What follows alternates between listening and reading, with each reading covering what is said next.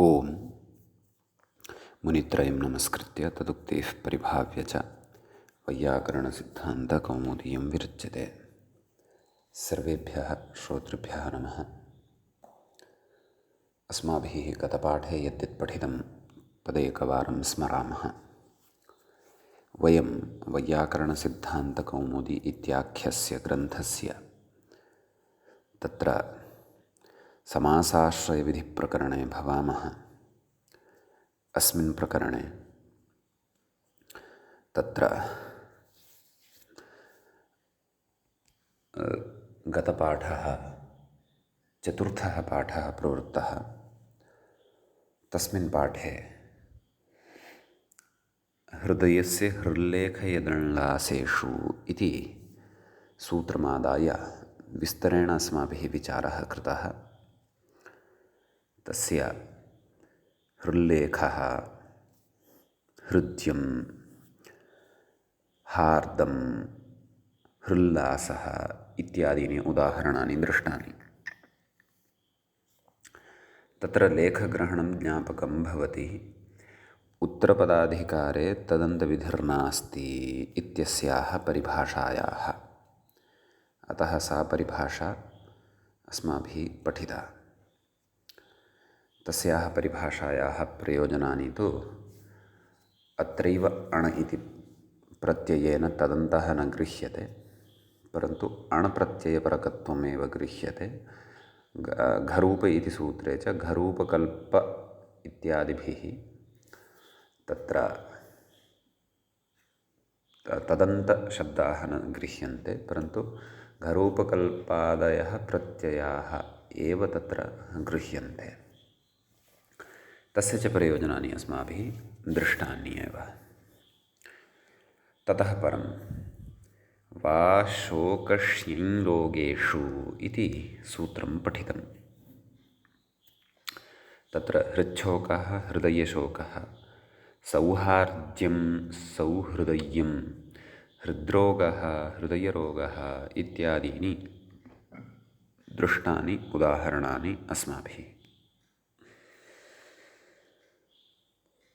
तत्र हृदयशब्दपर्यायः हृच्छब्दः अपि भवति इति कारणात् तेनैव सिद्धिः जायते एतेषाम् उदाहरणानाम् इति कृत्वा अत्र विकल्पारम्भः प्रपञ्चार्थम् इत्यपि कश्चन सिद्धान्तः अस्माभिः पठितः। इतः अग्रे अस्मिन् पञ्चमे पाठे अस्माभिः अस्ति पठनीयम्। तत्र अग्रिमं सूत्रं वयं पठिष्यामः। अग्रिमं सूत्रं भवति एवं। तत्र पादस्य पदाज्जातिकोपहतेषु इति।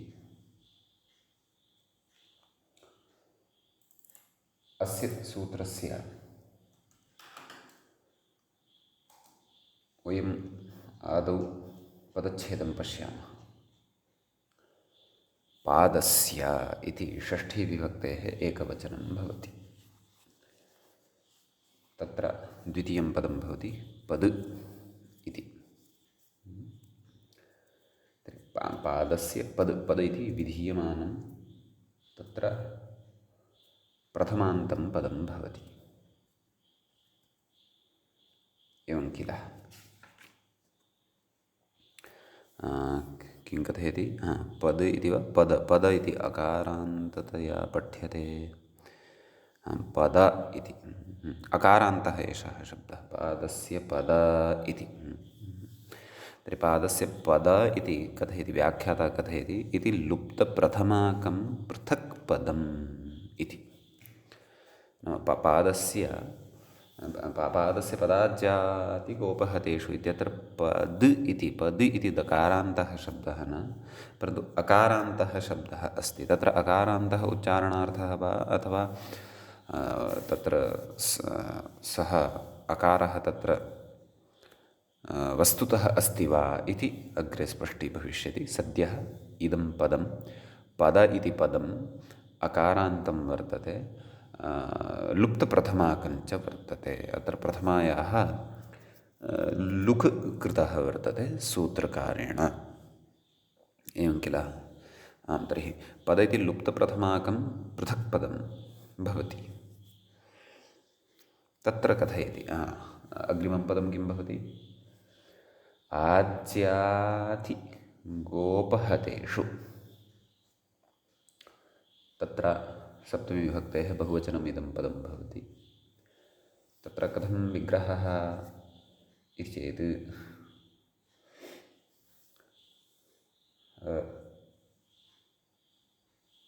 आजि, आजि च, आति च, ग च, उपहत च, अथवा आजिश्च, आतिश्च, गश्च, उपहतञ्च, अथवा उपहतश्च। आज्यातिगोपहताः तेषु, आज्यातिगोपहतेषु, एवं रीत्या अत्र विग्रहः ज्ञातव्यः। इतरेतरयोगद्वन्द्वसमासः भवति अस्मिन् सप्तम्यन्ते पदे। समीचीनम्। अस्तु, इदमपि दृष्टं। तदेव व्याख्याता कथयति। एष्विति अर्थात् सूत्रार्थः द्रष्टव्यः। सूत्रे मूले किम् उक्तं पश्यन्तु। एषु उत्तरपदेषु, एषु केषु, तत् कथयति व्याख्याता। आजि, आति, ग, उपहत, चत्वारः सन्ति एते शब्दाः। आजि, आति, ग, उपहत इत्येतेषु इत्यर्थः। नाम एषु परतः, एते यदा परतः भवन्ति तदा इति। पुनः आगच्छन्तु सूत्रार्थं प्रति। एषु उत्तरपदेषु पादस्य, पादस्य इति सूत्रे एव वर्तते षष्ठ्यन्तं। पादस्य पद इति अदन्तः आदेशः स्यात्। आम्, एवं सूत्रार्थद्वारा अयं विषयः भवति स्पष्टः यत् अत्र पद इति अकारान्तः एव आदेशः वर्तते। अत्र अकारः उच्चारणार्थः नास्ति। अदन्तः एव अयम् आदेशः, अर्थात् अकारान्तः एव अयम् आदेशः इति। एवं किल? तर्हि किं कथितवान्? पुनः सूत्रार्थं पश्यन्तु।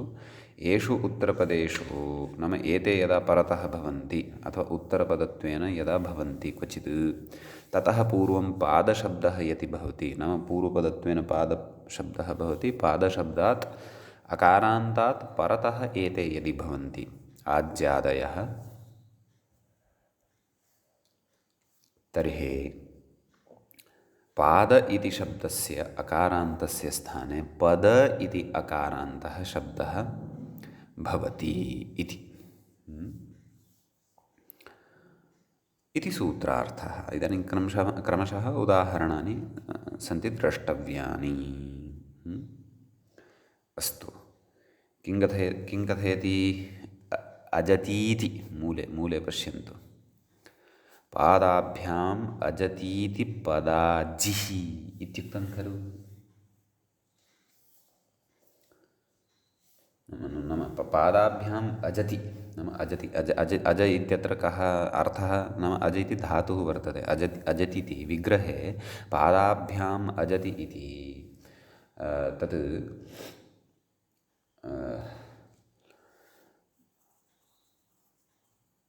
क्रियापदम् अस्ति। नाम विग्रहे अजति इति क्रियापदम् अस्ति श्रूयमाणं। तत्र कः धातुः भवति इति चेत् अज् इति धातुः भवति। अतः तत्र अजति इत्यत्र अज् इति धातोः अज्जतिभ्यां पादे च इति एकम् औणादिकं सूत्रं वर्तते। तेन इण् इति प्रत्ययः क्रियते, एवं खलु? ततः इणि सति अज् इण्, इणि सति इणित्वात् अतोपधायाः इत्यनेन सूत्रेण तत्र अज् इत्यत्र अकारस्य दीर्घः भवति आज इ आजि इति सिद्ध्यते एवं किल। ततः अत्र समासः भवति, उपपदसमासः भवति। उपपदमतिम् इत्यनेन ततः प्रातिपदिकसंज्ञा सुबुलुक् किमायाति पाद आजि। पाद आजि इत्यवस्थायां तत्र इदं सूत्रं यदस्माभिः पठ्यमानं वर्तते। पादस्य पदाज्जातिगोपहतेषु इत्यनेन पाद इत्यस्य शब्दस्य स्थाने पद इति आदेशः क्रियते। पद आजि सवर्णदीर्घः भवति। पदाजि सुप्रत्ययः ऋत्वं विसर्गत्वं च पदाजिः इति तत्र प्रयोगः सिद्धः भवति। तर्हि अजधातुः कस्मिन् अर्थे गतिक्षेपणयोः। तर्हि तत्र तदेव गतिं करोति नाम पादाभ्यां यः गतिं करोति सः नाम पद्भ्यां यः चलति, पद्भ्यां यः चलनरूपां गतिं करोति सः पदाजिः इति आजि शब्दे परतः आजिशब्दपरतः तत्र पादशब्दस्य पदादेशस्य उदाहरणं दृष्टम्। इदानीं तत्र पदातिः इति अग्रिमः प्रयोगः वर्तते। तत्र अग्रिमश्च शब्दः सूत्रे भवति आति। अतः इदानीम् आति शब्दे परतः तत्र द्रष्टव्यः अस्ति प्रयोगः। अत्रापि कथं विग्रहः पादाभ्यां तत्र अतति। तत्र पश्यन्तु व्याख्याता अपि कथयन् अस्ति पादाभ्याम् अतति इति विग्रहः। कः तत्र धातुः इति चेत् कथयति अथ गतौ इति कथयति। तत्र अत सातत्यगमने इत्यपि कश्चन धातुः भवति। शुद्धः गत्यर्थः अपि धातुः अस्ति इति द्रष्टव्यम्। अतः तत्र पादाभ्याम् अजति इत्यत्र पाद इति उपपदे सति पादाभ्याम् अतति पाद इति उपपदे सति अत धातोः तत्र तदेव औणादिकं सूत्रं यदस्माभिः पूर्वं श्रुतम् अज्जतिभ्यां पादे च इत्यनेन सूत्रेण इण् इति प्रत्ययः पूर्ववद् अत् इत्यस्य अकारस्य तत्र अतोपधायाः इत्यनेन तत्र आ इति दीर्घः भवति। अतः तत्र आ आत् इण् इणः इ इति अवशिष्यते। आत् इ इति जायते। तर्हि मेलनेन आति इति सिद्धं भवति। एवं किल। तर्हि तत्र पाद आति इत्यत्र तदेव पादशब्दस्य स्थाने पद इति आदेशः भवति। तर्हि पद आति सवर्णदीर्घः पदाति सुप्रत्ययः सस्य ऋत्वे विसर्गे सति पदातिः इति रूपं तत्र भवति सिद्धम्।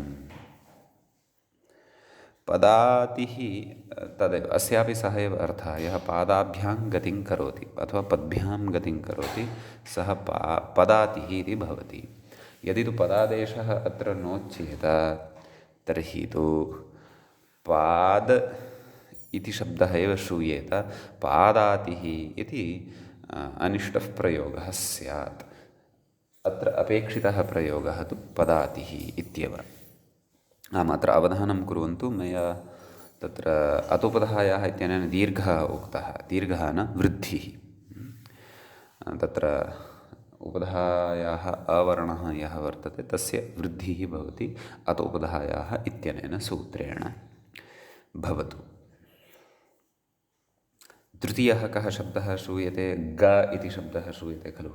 पादस्य पदाज्जाति ग इति। तर्हि ग इति शब्दे परतः अपि पादशब्दस्य पद इति आदेशः भवति इति।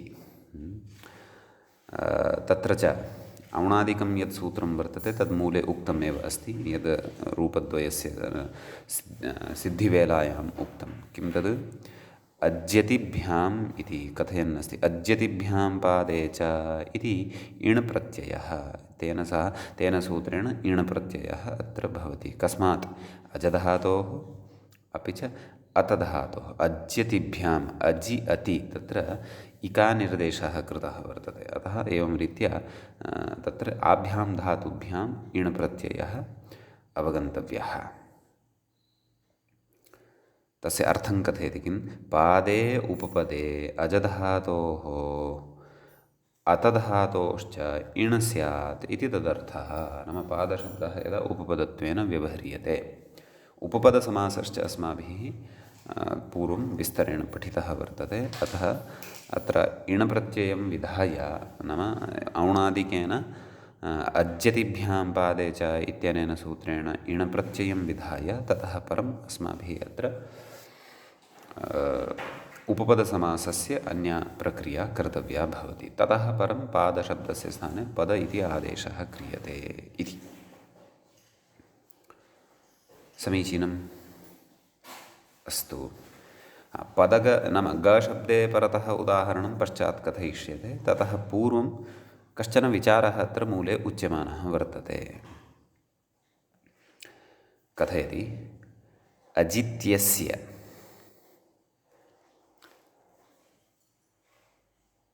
अजेर्व्यघञपोः इति विभावम् आशङ्क्याः इति एकं सूत्रं वर्तते अजेर्व्यघञपोः इति द्वितीयाध्यायस्य चतुर्थपादस्य षट्पञ्चाशं सूत्रं भवति अजेर्वी नाम अज इत्यस्य स्थाने वी इति अयम् आदेशः भवति कदा आर्धधातुकविषये घयम् अपं च वर्जयित्वा इति तस्य अर्थः अग्रे पठिष्यते अस्माभिः विवाय विव्यतुः विव्युः इत्यादीनि उदाहरणानि सिद्ध्यन्ति नाम अज् इति समग्रस्य धातोः स्थाने वि इति आदेशः क्रियते एवं खलु आर्धधातुके प्रत्यये परतः इत्यपि स्मर्तव्यं घयम् अपं च वर्जयित्वा विस्तरेण यद्यपि इदं सूत्रम् अग्रे पठिष्यते परन्तु तस्य सूत्रस्य अत्रत्यस्य विचारस्य अवगमनाय ईषद्वा अस्माभिः एतस्य सूत्रस्य परिचयः भवति प्राप्तव्यः अतः किं कथयति तेन सूत्रेण अजेत् व्यघञपोः इत्यनेन सूत्रेण तत्र विभावः स्यात् कस्य स्थाने अज इति धातोः स्थाने वि इति आर्धधातुके प्रत्यये परतः अत्र आर्धधातुकसंज्ञकः प्रत्ययः परतः भवति यः प्रत्ययः अस्माभिः इण् इति प्रत्ययः औणादिकेन सूत्रेण विहितः तर्हि पाद अज् इ इत्यवस्थायाम् अज् इति धातोः स्थाने वि इति आदेशः यदि कृतः तर्हि का स्थितिः स्यात् पाद वि इ पुनः सवर्णदीर्घेण पादवी पुनः सुप्रत्ययः तस्य ऋत्वादिकं कृत्वा पादवीः इति अथवा तदेव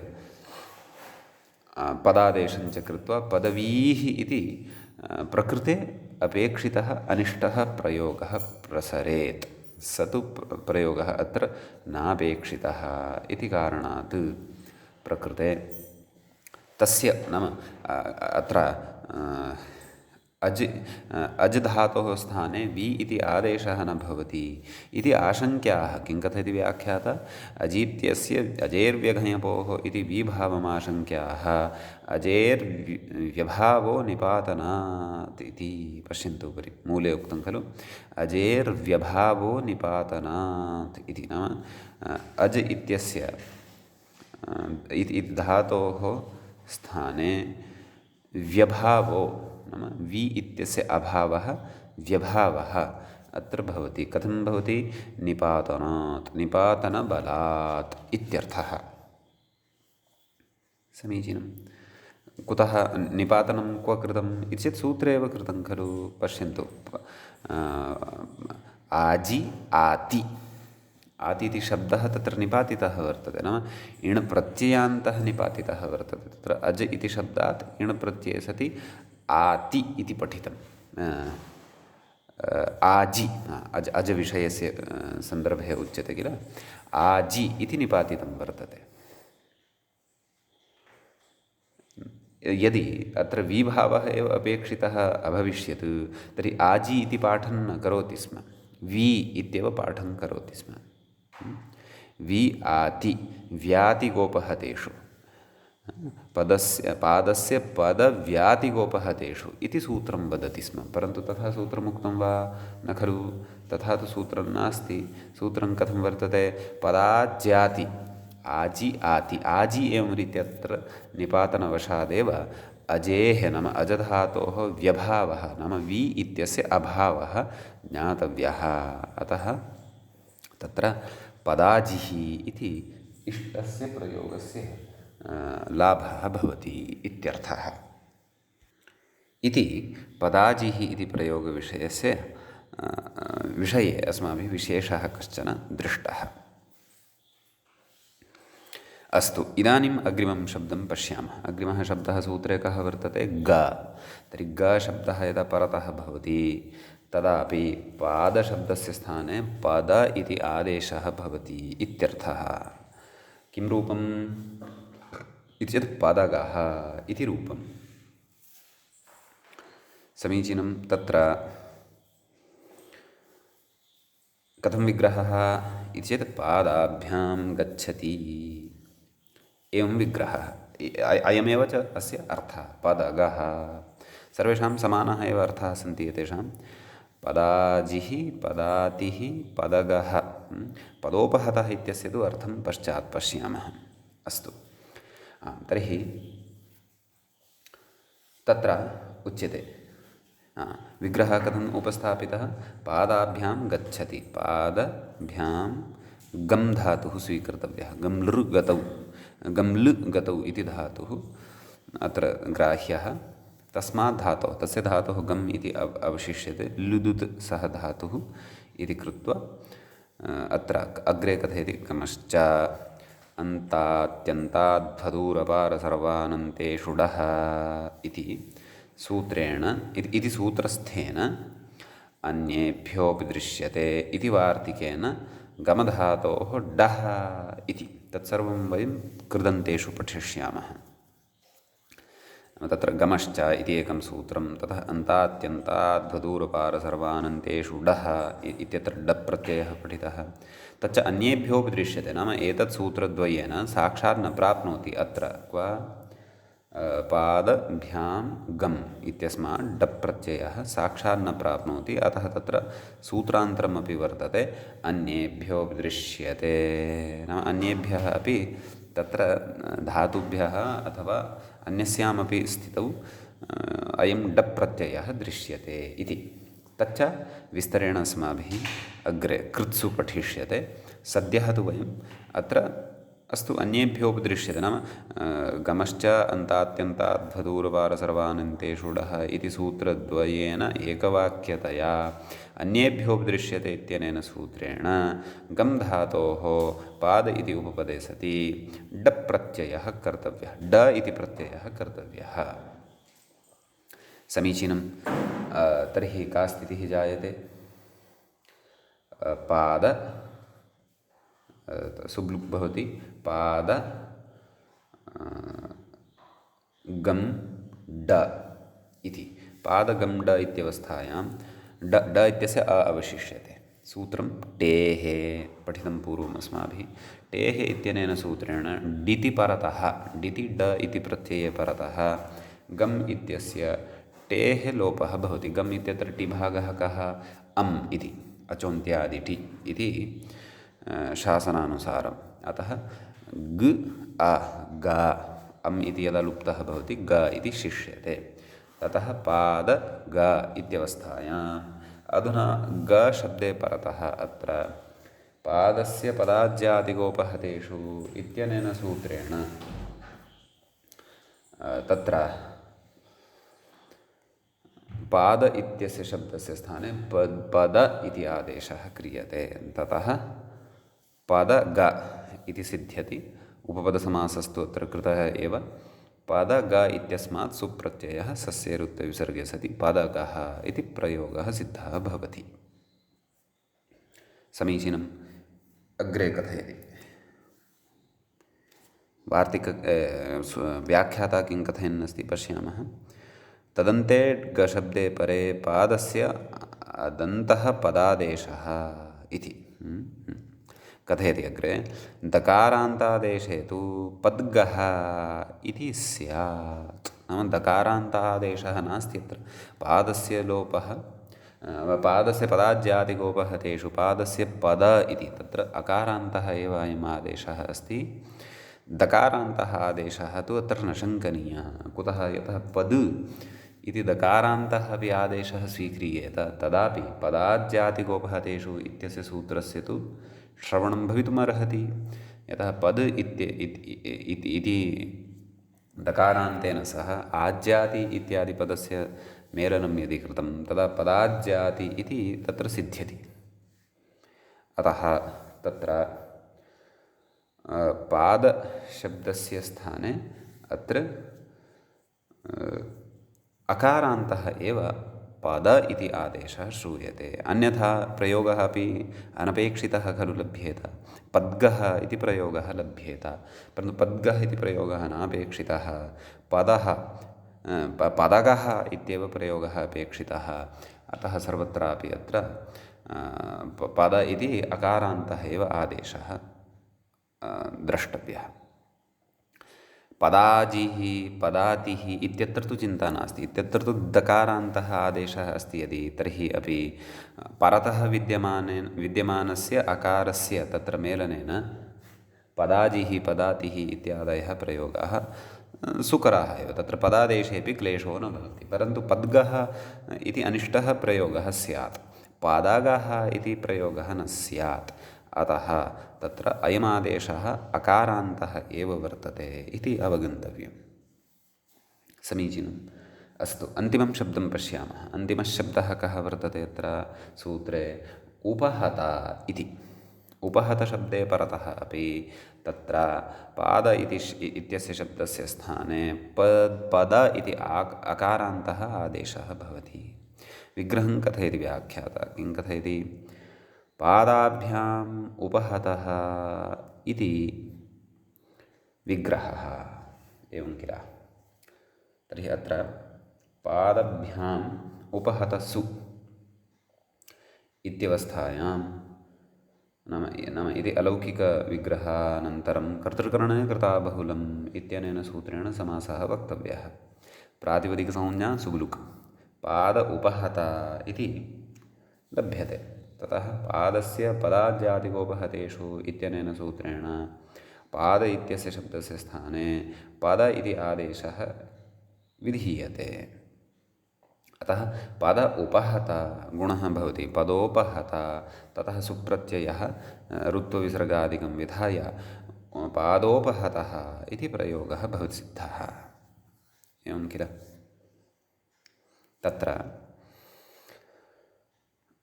किं कथयति व्याख्याता? अत्रापि नाम क्व? क्षन्तव्यः, पादशब्दस्य स्थाने पद इति आदेशः किल? सत्यं। तर्हि किं रूपं? पदोपहतः इति। सत्यं। पादोपहतः इति न, पदोपहतः इति रूपं सिद्ध्यति। तत्र कथयति व्याख्याता। किं कथयति? अत्रापि दकारान्तादेशे पदुपहतः इति स्यात्। नाम दकारान्तादेशे सति यदि पद् इति दकारान्तः आदेशः क्रियेत तर्हि पदोपहतः इति तु न स्यात्। कः प्रयोगः स्यात्? पदुपहतः इति प्रयोगः स्यात्। अपेक्षितस्तु कः? पदोपहतः इत्येव प्रयोगः अपेक्षितः। पदुपहतः इति प्रयोगः तु नापेक्षितः इति कश्चन विशेषः एतत् सूत्रगतः। समीचीनम्। अस्तु, इति इतः परं वयम् अग्रिमं सूत्रं पश्यामः। अग्रिमं सूत्रं यद् वर्तते तत् सूत्रं पद् इति आदेशविधायकं वर्तते। सः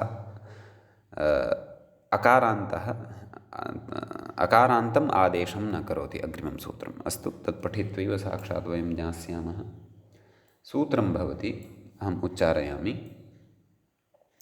पद्यत्यतदर्थे, पुनः उच्चारयामि, पद्यत्यतदर्थे इति। पदच्छेदः द्रष्टव्यः। सूत्रे प्रथमं पदं भवति पद् इति। समीचीनं। दकारान्तः अत्र शब्दः भवति।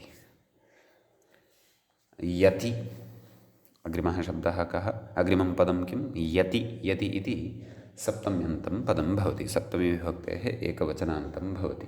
ततः अग्रे किम् उक्तम्? अतदर्थे इत्युक्तम्।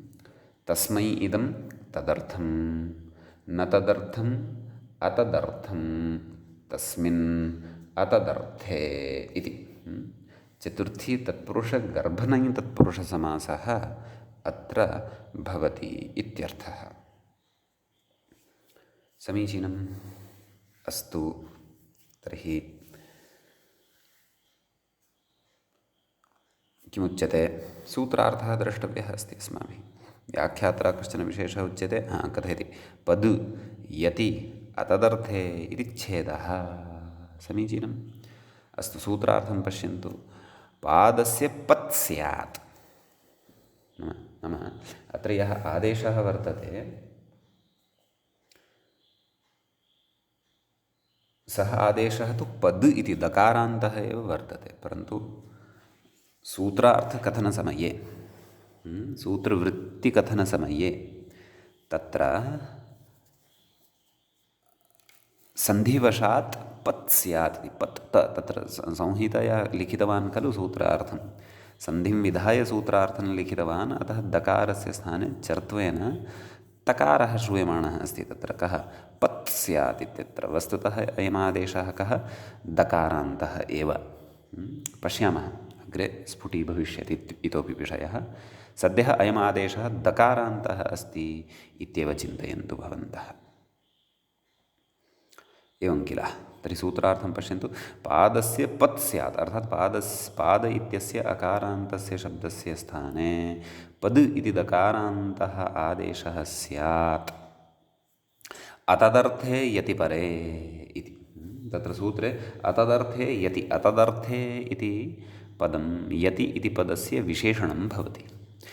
यत् प्रत्ययः परतः अपेक्षितः। कः प्रत्ययः? यत् इति। परन्तु सः यत् तदर्थे न विहितः स्यात्, अतदर्थे एव सः यत् विहितः स्यात् इति। तदर्थ इत्यस्य च अर्थः अस्माभिः दृष्टः एव। तस्मै इदं तदर्थं, न तदर्थम् अतदर्थं। तर्हि तादृशे अतदर्थे एव सः यत् प्रत्ययः यदि विहितः भवति तदा एव पादशब्दस्य स्थाने पद् इति आदेशो भवति इत्यर्थः। समीचीनम्। अस्तु, उदाहरणं पश्यामः। अग्रे किम् उदाहरणं ददाति? पाद्यम् इति वा? नैव नैव। पादौ विध्यन्ति पद्याः शर्कराः इति उदाहरणं दीयते। तत्र व्याख्याता किं कथयति पश्यन्तु। पद्याः शर्कराः, पद्याः इति रूपं खलु साधनीयम् अस्माभिः। तत्र विग्रहः उक्तः एव कः? पादौ विध्यन्ति इति विग्रहः उक्तः। तर्हि तत्र पाद औ इत्यवस्थायां पादौ विध्यन्ति, विध्यन्ति इत्यस्मिन् अर्थे चतुर्थाध्यायस्य चतुर्थपादस्य तत्र 83तमं सूत्रं भवति एकं। किं? विध्यत्यधनुषा इति। नाम विध्यति अधनुषा इति। नाम धनुषा न विध्यति, नाम वेधनं करोति इति। यथा वयं धनुषा अथवा बाणेन कस्यचित् लक्ष्यस्य भेदनं कुर्मः अथवा वेधनं कुर्मः, तद्वदेव इमाः शर्कराः अपि तादृश्यः वर्तन्ते, तीक्ष्णाः, यासाम् उपरि यदि पादः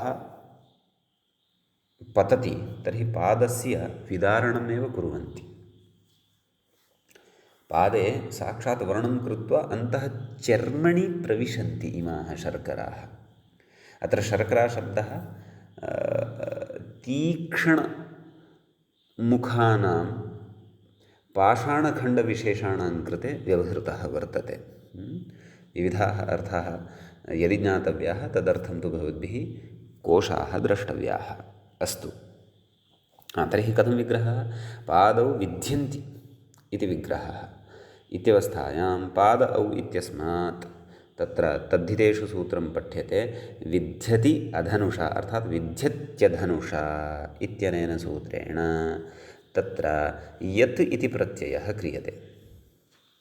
एवं किल? तदेव व्याख्यात्र उच्यते विध्यति अधनुषा इति। अयञ्च प्रत्ययः तत्र विध्यति इत्यस्मिन् अर्थे भवति। कः तस्य अर्थः कः?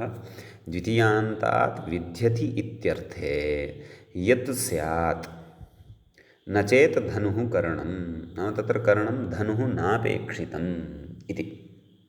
यदि धनुः करणं न भवति तदा एव इति। एवं किल? अत्र धनुः करणं नास्ति, अपि च विध्यर्थः वर्तते एव। एवं किल? तदेव विध्यति नाम तदेव, नाम तस्य सम्यक्तया अन्तः प्रविश्य चर्मणः विदारणम् एव कृत्वा भेदनम् इव कृत्वा अन्तः प्रविशन्ति, तथा तीक्ष्णाः इमाः शर्कराः वर्तन्ते। अतः विध्यति इत्यस्मिन् अर्थे अत्र यत् इति प्रत्ययः विधीयते, न तु अत्र अयं यत् तादर्थ्ये विहितः वर्तते इति अवगन्तव्यम्। अतः किं क्रियते? का स्थितिः भवति? तत्र पाद औ यत् इत्यवस्थायां तत्र कृत्तद्धितसमासाश्च इत्यनेन प्रातिपदिकसंज्ञा सुब्डुक् पाद यत् इति स्थितिः लभ्यते। यतः य इति अवशिष्यते। अतः पाद य इत्यवस्थायां तत्र पाद इत्यस्य स्थाने पद् इति आदेशः क्रियते। केन? पद्यत्यदर्थे इत्यनेन सूत्रेण। पद् य पद्य इति बहुवचने, शर्कराः इति बहुवचने खलु प्रयुक्तम्। अतः बहुवचने तत्र पद्य इत्यस्मात् शब्दात् स्त्रीलिङ्गे च व्यवहृतं खलु। अतः पद्य इत्यस्मात् शब्दात् आदौ स्त्रीत्वविवक्षायां टाप् पद्य पद्या, ततः बहुवचने तत्र जस् प्रत्ययः आयाति। पूर्वसवर्णदीर्घे सति पद्यास् सस्य रुत्तविसर्गे सति च पद्याः इति रूपं सिद्ध्यति। अतः पादौ विध्यन्ति पद्याः शर्कराः, पद्याः इत्यस्य रूपस्य सिद्धिर्जायते। पदादेशाभावे तु पाद्याः इति अनिष्टः प्रयोगः स्यात्। अतः तत्र अयम् आदेशः आरब्धः, इदं सूत्रम् आरब्धम् इत्यर्थः। अग्रे कथयति अतदर्थे किं पादार्थम् उदकं पाद्यम् इति। नाम यत्र अतदर्थे तद्धितप्रत्ययः यत् इति न विहितः तत्र पाद इत्यस्य शब्दस्य स्थाने पद इति आदेशोऽपि न भवति इत्युच्यते। तत्स्थानं किम् अथवा तदुदाहरणं किम् इति चेत् कथयति पाद्यम् इति। पादार्थम् उदकं यद्भवति, उदकं नाम जलं, नाम पादनिमित्तं यद् पादस्य प्रक्षालनादिकं कर्तुं यदुदकं भवति तत् पाद्यम् इत्युच्यते। कथयति अग्रे पादार्घाभ्यां च इति तादर्थ्ये यत् प्रत्ययः, प्रकृते तादर्थ्ये यत् प्रत्ययः अस्ति भोः इति कथयति।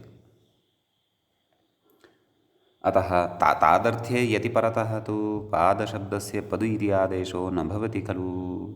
अतः प्रकृते अपि पादशब्दस्य स्थाने तत्र पदु इति आदेशो न भवति। अतः पाद य इत्यवस्थायां भत्वात् पाद इत्यत्र दकारोत्तरवर्ती अकारः यः वर्तते तस्य लोपो भवति। पाद य पाद्यासु पूर्वरूपं पाद्यम् इति प्रयोगः सिद्ध्यति, न तु पद्यम् इति। पद्यम् इत्यस्य रूपसिद्धिः प्रकारान्तरेण। अस्तु, तस्य प्रसङ्गः यत्र आगमिष्यति तत्तत्रैव पश्यामः। तदेव मूले उक्तवान् एव खलु, पादार्घाभ्याञ्च इति यत् इति भवतु इति। एतावान् विशेषः अस्य उदाहरणे प्रत्युदाहरणे च। इदानीम् अग्रे अत्र किञ्चन वार्तिकं पठ्यते। तद् वार्तिकम् इत्थं भवति। वृत्तिकारेण तत्र अन्यदपि उदाहरणं दत्तं सूत्रस्य। किं? पद्याः कण्टकाः। तद् समानः एव विषयः। शर्कराः वा कण्टकाः वा। शर्करा इति शब्दः यद्यपि खाद्यविशेषे अपि मधुरखाद्यविशेषार्थे अपि उपयुज्यते, परन्तु प्रकृते तादृशतीक्ष्णपाषाणखण्डार्थे अपि प्रयुज्यते। भवतु। आम्, अग्रे किं कथयति? वार्तिकमस्ति खलु। वार्तिकं कथं वर्तते पश्यन्तु। इके चरता उपसङ्ख्यानम् इत्यस्ति। कथं वार्तिकस्य पदविभागः इति चेत्, इके सप्तम्यन्तं पदं वर्तते। इक इति शब्दस्य अग्रे चरतौ इत्यस्ति। चरतौ इति सप्तमी विभक्तेः एकवचनम् एव। चरधातोः स्थिपानिर्देशः प्रायः, तस्य सप्तम्यन्तं चरतौ इति। यथा एधतिः इत्यादयः एतेधत्युट्सु इत्यादिषु तत्र निर्देशः क्रियते, तद्वत्। उपसङ्ख्यानमिति तत्र प्रथमान्तं भवति। अस्तु, तत्र कथयति पादाभ्यां चरति पदिकः इति उदाहरणं साधनीयं, परन्तु वार्तिकस्य अर्थः कः तदर्थं पश्यन्तु। व्याख्यातारं कथयति चरत्यर्थे विहितस्य ष्ठनो यः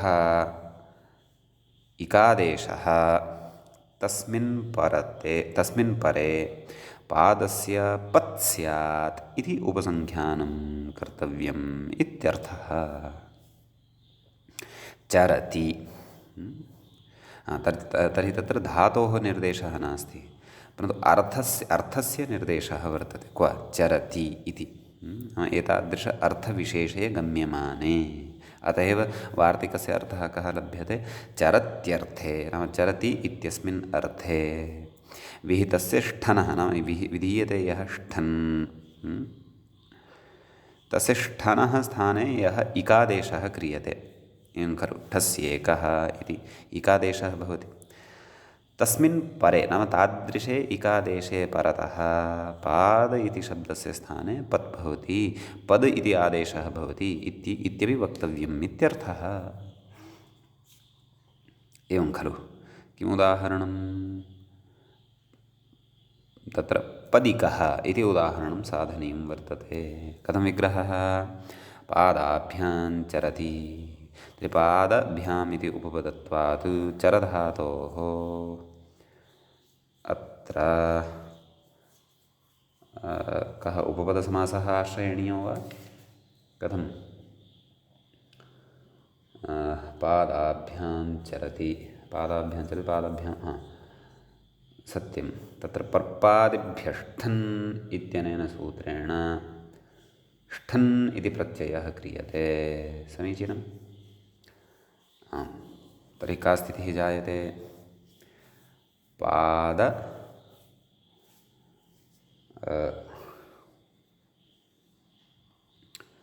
भ्यां चर् ष्ठन् इति खलु। नैव, चरति इति तु अर्थः खलु अपेक्षितः। अतः अत्र पादभ्याम् इत्यस्मादेव अत्र ष्ठन् प्रत्ययः कर्तव्यः।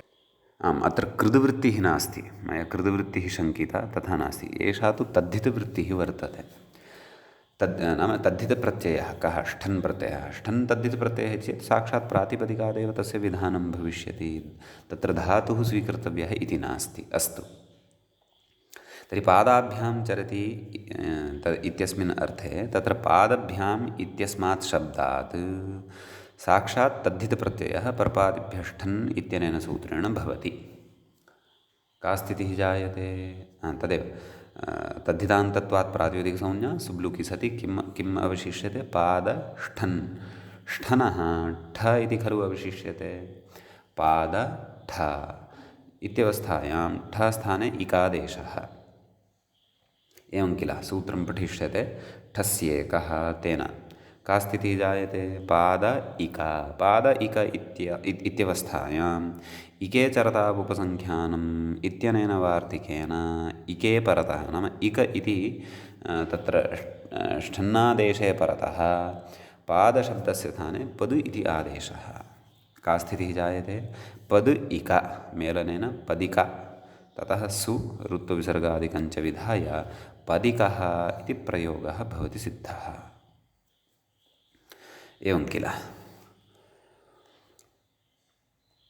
ततः आम्, एतावानेव विशेषः एतद्वार्तिके भवति। इतः परं वयम् अग्रिमं सूत्रं पश्यामः। अग्रिमं सूत्रं भवति हिमकाशिहतिषु च इति।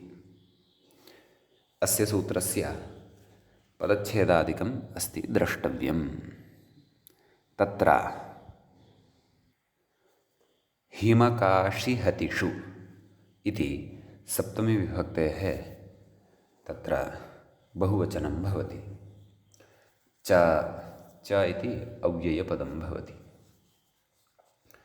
तत्र विग्रहः एवं: हिमञ्च काशी च हतिश्च। काशी इति तत्र ई दीर्घ ईकारान्ततां भजते। कुतः? तत्र नकारान्तं प्रातिपदिकम् अस्ति इति प्रायः। अस्तु, उदाहरणसाधनवेलायां स्पष्टो भविष्यति विषयः। अतः विग्रहः कथं? हिमञ्च काशी च हतिश्च। प्रायः काशिन् इति तत्र नकारान्तः स्यात् शब्दः। पश्यामः, रूपसिद्धिवेलायां विषयः स्फुटः भविष्यति। हिमञ्च काशी च हतिश्च हिमकाशिहतयः तासु हिमकाशिहतिषु इति सप्तमीविभक्तेः बहुवचनान्तः शब्दः भवति, बहुवचनान्तं पदं भवति। तत्र च इतरेतरयोगद्वन्द्वः भवति। अस्तु, च इति अव्ययपदं वर्तते।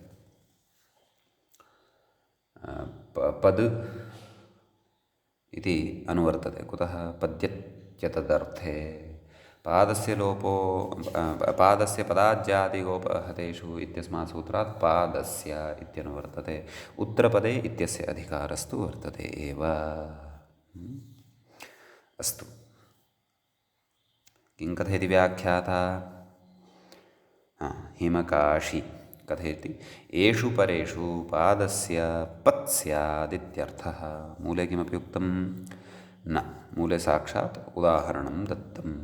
अस्तु, तर्हि वयम् उदाहरणं पश्यामः।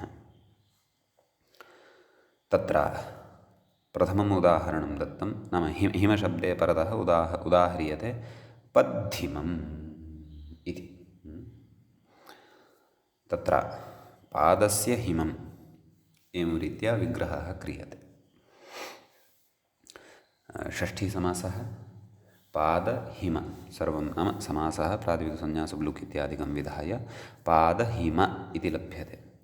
तर्हि पाद इत्यस्य शब्दस्य स्थाने पद् इति आदेशः क्रियते। एवं किल।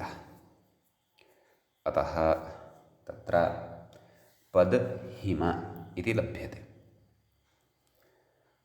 ततः पदहिम इत्यवस्थायां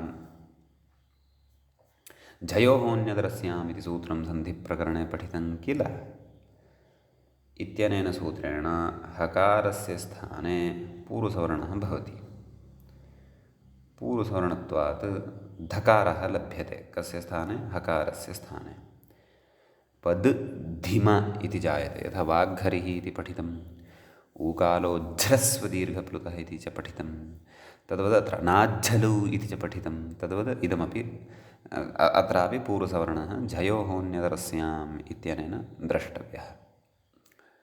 अतः पद् धिमं मेलनेन पद्धिमम् इति सिद्ध्यति। समीचीनम्। अर्थः कः इति चेत् तदेव, पादे हिमसदृशं शैत्यं वर्तते इति। हिमालयं यदि भवन्तः गच्छन्ति अथवा शीतकाले उत्तरभारतं यदि गच्छन्ति, ओहो मम तु पादौ हिमवदेव जातौ वर्तेते, तत्र लाक्षणिकः प्रयोगः एषः भवितुम् अर्हति। अथवा हिमशब्दस्य अन्ये अर्थाः यदि सन्ति कोशारूढाः, तर्हि ततः युक्तियुक्तम् अर्थं गृहीत्वापि अत्र शब्दस्य अर्थः नाम पद्धिमम् इत्यस्य पदस्य अर्थः अस्माभिः शक्यः गृहीतुम्। अग्रे तु शिष्टाः तत्र प्रमाणं, शिष्टैः कस्मिन् अर्थे वाङ्मये इदं पदं प्रयुक्तम् इत्यपि द्रष्टव्यं। तदर्थं क्व अस्य व्यवहारः, तदर्थं कोशाः द्रष्टव्याः। अस्तु, इदानीम् अग्रिमः शब्दः कः पठितः सूत्रे? काशी इति खलु। तेन किं विवक्षितं, किम् उदाहरणं विवक्षितम् इति चेत् पत्काशी इति। श इति मूर्धन्यः वर्तते अत्र, पत्काशी इति। नाम तत्र पादाभ्यां कषति यः अथवा पादं कषति यः, सः भवितुम् अर्हति पत्काशी इति। अत्र कथयति तदेव कथयति, पादौ पादाभ्यां वा कषति इत्यर्थः। कष हिंसायाम् इति धातुः भवति, भुवादिगणस्थः एव धातुः भवति। अतः तस्य धातोः अर्थं निधाय अथवा प्रयोगानुसारं तत्र अर्थकरणं कर्तुं शक्यते। अस्तु, तर्हि पादौ पादाभ्यां वा कषति, नाम पादौ कषति इति, अथवा पादाभ्यां कषति यः, सः तत्र पादकाशी इति भवति। समीचीनम्। तर्हि पादं कषति पादौ कषति एवं रीत्या विग्रहे कृते सति तत्र पाद अम् इति वा अथवा पादभ्याम् इति वा उपपदे सति तत्र सुप्यजातौ णिनिस्ताच्छील्ये कथयति। व्याख्यातारं पश्यन्तु, सुप्यजातौ इति णिनिः, अर्थात् सुप्यजातौ णिनिस्ताच्छील्ये इत्यनेन सूत्रेण अत्र सुप्युपपदे कष इति धातोः णिनि प्रत्ययः भवति इत्यर्थः। का स्थितिः जायते? पादभ्याम् अथवा अम् कष णिनि इत्यस्य इन् इति अवशिष्यते। णिनि णित् वर्तते, अतः कृत्वा उपधः अतोपधायाः इत्यनेन उपधः वृद्धिः, एवं खलु। अतः पादभ्यां काश् इन्, पादभ्यां काशिन् इति कृदन्तत्वं वर्तते। तत्र अत्र उपपदसमासश्च वर्तते। उपपदसमासः अत्र वक्तव्यः। ततश्च प्रातिपदिकसंज्ञा सुब्लुक् पादकाशिन् इति आयाति, एवं खलु। काशिन् इत्यस्य तत्र दीर्घः भवति खलु, उपधः दीर्घः, सुप्रत्ययः आयाति, दीर्घश्च भवति। सुप्रत्ययः सति शौच इत्यनेन दीर्घः भवति। षकारोत्तरवर्ती इकारः यः वर्तते तस्य स्थाने दीर्घः भवति, खलु। अथवा दीर्घादीनि इमानि कार्याणि पश्चात् कर्तव्यानि। आदौ अत्र काशिन् इति शब्दे परतः सूत्रे काशी इत्यनेन अयमेव नकारान्तः नाम इन् प्रत्ययान्तः काशिन् इति शब्दः विवक्षितः। हिमकाशी इति खलु तत्र सूत्रे तु समासकारणात् न लोपः प्रातिपदिकान्तस्य इति सूत्रस्य च प्रवृत्त्या काशिन् इति न श्रूयते, काशि इत्येव श्रूयते। अस्तु अस्तु, तर्हि पादकाशी काशिन् इत्यवस्थायाम् अत्र पादशब्दस्य स्थाने पदादेशं कुर्मः, पद् इति दकारान्तादेशं कुर्मः। का स्थितिः जायते? पद् काशिन् इति स्थितिः जायते। ततः खरिच इत्यनेन चर्त्वेन दकारस्य तकारः भवति, पत् काशिन् इति भवति। ततः सुप्रत्ययः पत्काशिन् सु, पत्काशिन् सु इत्यवस्थायां तत्र शौच इत्यनेन दीर्घः भवति, उपदः दीर्घः, पत्काशीन् सु, सोर्लोपः हल्ङ्यादिना सूत्रेण, अपि च न लोपः प्रातिपदिकान्तस्य इत्यनेन नकारस्यापि लोपः। किम् अवशिष्यते? पत्काशी इति अवशिष्यते। एवं तर्हि पत्काशी इति प्रयोगः अस्माभिः साधितः। अग्रिमः शब्दः सूत्रे कः वर्तते इत्येतत् हति